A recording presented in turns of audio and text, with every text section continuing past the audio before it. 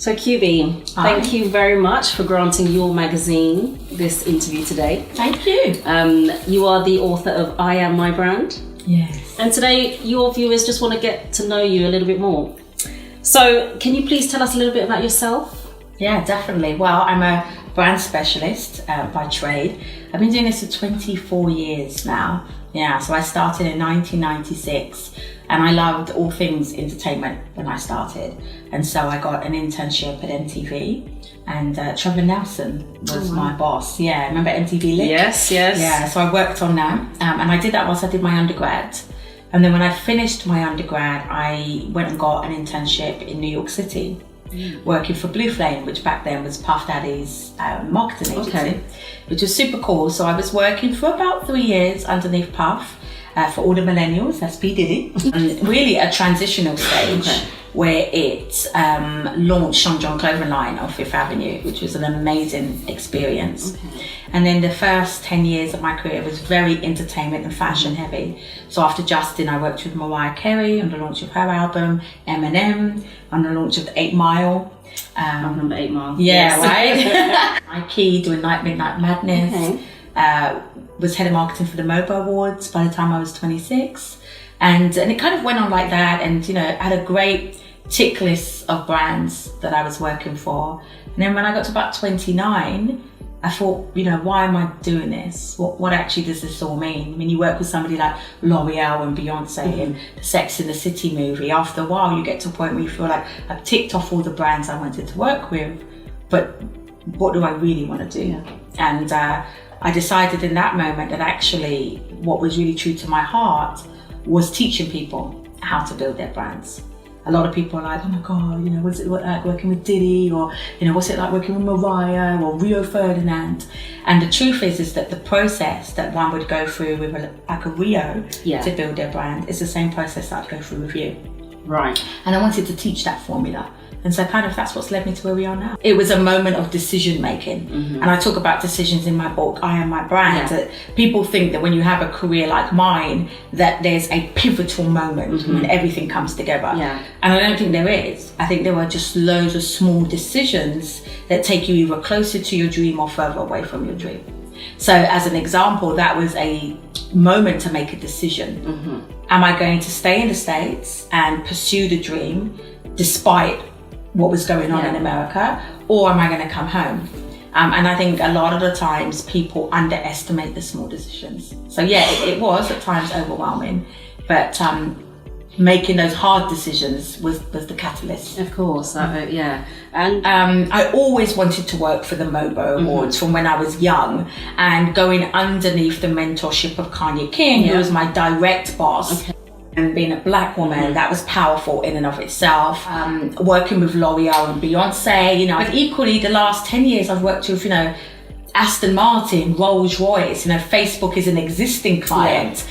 We're just about to do something with YouTube. So I think I'm so blessed that I keep getting surprised. So what made you decide to write this book? Do you want the truth? Yes. Particularly the last, I would say, 5 career has been very female driven, looking at working with big corporates and looking at how do they get their staff to be their number one brand ambassador, how do they particularly look at some of the diversity issues and getting women and people from BAME communities to be advocates for that larger corporate brands, whether it be Deloitte or San with Spank, who are all clients. And so my agent was like, look, you need to write a book that not just talks about branding in a very academic way, not just the 4 Ps of marketing, but actually a book as if you're talking to your sister, as if, you're sitting down having a glass. Think about the decisions that women need to face, like when do I have children or when don't I? Should I get married? Impact my confidence and therefore my ability to build a brand. So it's very real, it's very raw, and it's a very honest book. Yeah, I mean, we've read it, and I think I agree with that. It is a very honest book. Why that name? I mean, it might seem obvious, but why that name? It's quite a bold name, I Am My Brand. What made you decide to use that name, and when? What was the journey for choosing that name, that title? That title came to me around 2009. So a lot of people think that I Am My Brand came about in the last year.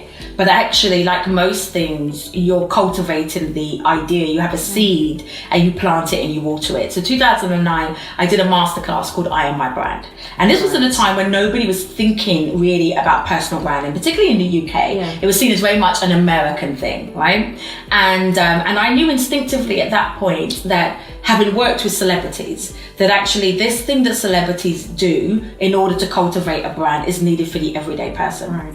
And so I did that masterclass, and then over the last 10 years or so, I've been teaching it bit by bit, just getting, I suppose, carving the message would be the way I describe it. So when my agent said, you know, it's time, people need to think about their own brands. Yes. You know, if you look at some of the statistics, 53 million freelancers in America are freelance, 1.6 million freelancers in the UK. That's a big number. Massive numbers. Yeah. The EU's fastest growing labour market is freelancers. Right. And then even if you think about everyday workers are staying in their jobs less and less. The average person now stays in their job 3.5 years. In 2014, it was 4.9 years. So we're no longer in an environment that's secure. We're changing. And so whether we want it or not, you and I, we're in the business of one. Was there ever a point where you thought, do you know what, I can't do this, or forget it?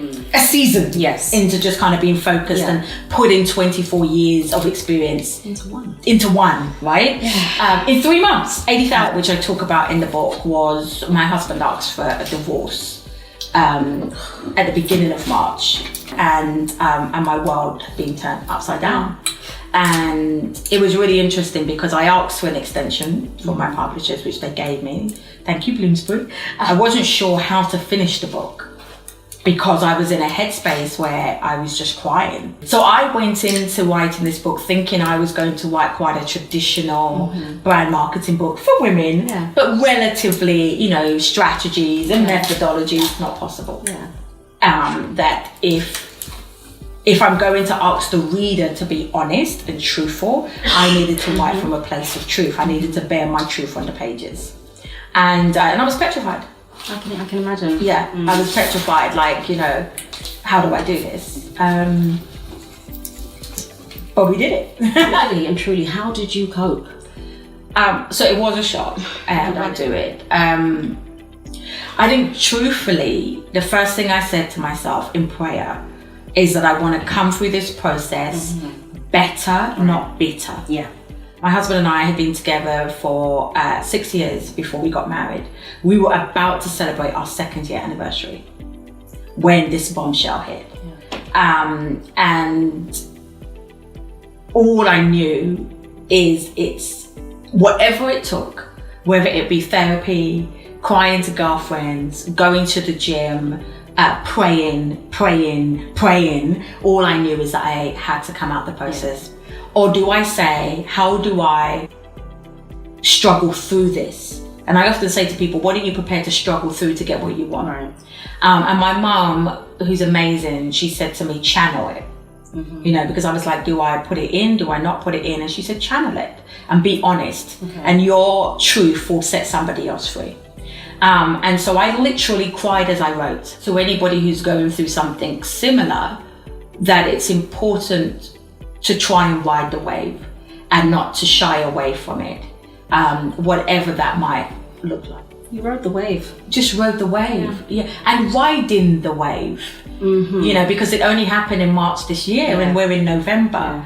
And you know, there's all the firsts that are happening. The first Christmas for me and my daughter without, you know, daddy in the capacity that she's used to. The first Halloween, the first, you know, fireworks night. And I think it's important to be careful who you have around you in those seasons. If you know you love, just because love didn't work the first time doesn't stop you from loving love. You know. So thank you for sharing that with us, because that is quite personal. But I think it's always important for women to know how, you know, people in the public eye deal with things like this. So thank you. You're welcome. Thank you. And if you have to bars.